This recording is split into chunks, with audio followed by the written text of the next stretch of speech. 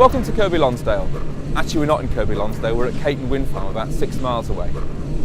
Most of us are keen on renewable energy, but how many of us actually understand the facts about onshore wind power? In this video, we're going to look at the impact, or the likely impact, of E.ON's proposed wind farm at Longfield Tarn near Kirkby Lonsdale. We're going to look at the impact on landscape, on residents, on tourists and on local businesses, and hopefully then you can make your own mind up. It's difficult to appreciate just how big these things are.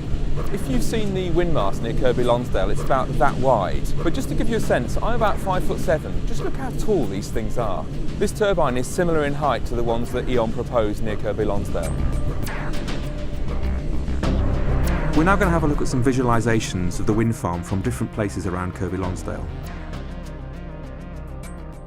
Let's look at some facts about onshore wind power. Figures from Ofgem confirm that over the last 5 years, onshore wind turbines tend to work at about 27% efficiency, which means that they stand idle for much of the time. Because wind is intermittent, they inevitably have to rely on backup sources of power. Onshore wind farms are only viable because of the subsidy that developers earn. They make huge profits out of onshore wind. In this case, even working at 25% efficiency, the developer, E.ON, will earn £250,000 in subsidy per annum per turbine. The irony here is that we the consumer pay for that. We don't know it, but our electricity bills are inflated to pay for these subsidies. Longfield Tarn is only part of the picture. Wind farm developers are targeting the Lune Valley. At the moment, there are over 20 schemes between Lancaster and T-Bay at different stages of development. Kirkby Lonsdale is often described as gateway to the lakes, and it's an economy reliant on tourism. Experience in Europe and more locally in Scotland confirms that when wind farms are situated in beautiful places, tourists simply go elsewhere.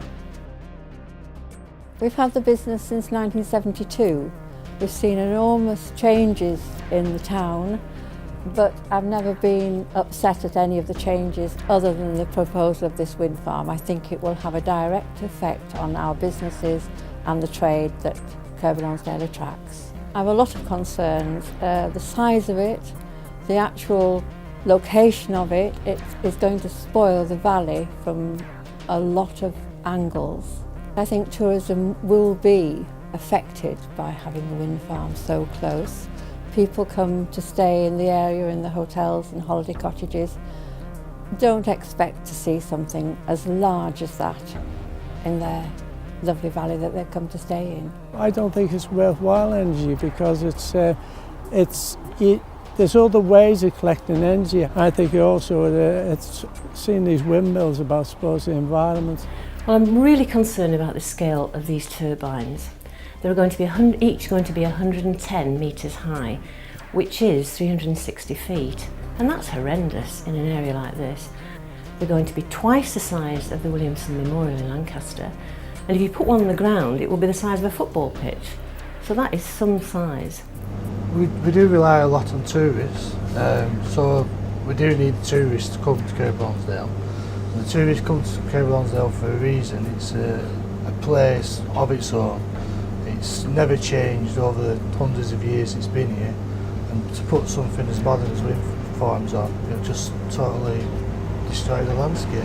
For years I've come here as a tourist because anytime I've wanted any presents, Christmas, things that are special, there's small independent shops, so I've always been attracted to the place. I took on Emily's because I've always liked the architecture of the building. I like the location in the centre of town, and I just thought it's absolutely beautiful, and I thought I could do something with the place. I think it will seriously affect the business. Tourists are the lifeblood of this town. It's a tourist town. The businesses, particularly me and other cafes and tea rooms, are set up for that trade, and that's why we're attracted to come here and open a business. Okay, there you have it. We've looked at the impact of E.ON's proposed wind farm at Longfield Tarn on the landscape and on local people.